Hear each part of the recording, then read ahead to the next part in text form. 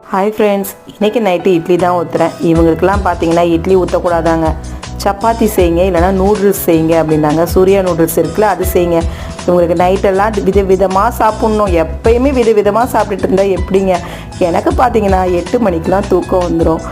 நிஜமாக தான் சொல்கிறேன், உண்மையாகவே நான் அந்த 8 மணி தூக்கம் வந்துச்சுன்னா நான் 10 மணி 10:15 வரைக்கும் நான் சமாளித்து ப்ரேயர் பண்ணிவிட்டு போய் படுத்தனோ இல்லையோ, அப்படியே தூக்கத்தில் போய் படுப்பேன். எங்கள் ரேஷ்மா தான் சொல்லுவாள், இப்படியே 8 மணிக்கே தூங்கி வழிஞ்சிங்கன்னா எப்படி அப்படின்னு. நான் சொன்னேன், நீ காலையிலேயே நீ எழுந்திரிச்சிரு, நான் உன்னை இதே மாதிரி சொல்கிறேன், எப்படி இருக்குன்னு பாரு அப்படின்னுவேன்.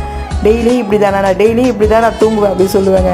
8 மணிக்கெலாம் எனக்கு தூக்கம் வந்துடும். நீங்களாம் எப்படி வேலை செஞ்சு அப்படி தானேங்க இருக்கும், ஆனால் இவங்களுக்கு நைட்டில் தான் விதவிதமாக செய்யணும் அப்படின்வாங்க. அப்படி நான் செஞ்சு தான் கொடுப்பேன். இன்றைக்கி இட்லியும் தக்காளி சட்னியும் தான் அரைச்சேன். இது அரைச்சிட்டு வதக்கிற சட்னி ரொம்ப சூப்பராக இருக்கும், ரொம்ப ஈஸியாகவும் இருக்கும். நான் இன்றைக்கி நைட் டின்னர் இட்லிக்கு தக்காளி சட்னி தாங்க ரெடி பண்ணேன். இந்த வீடியோ பிடிச்சிருந்தா லைக் பண்ணுங்கள்.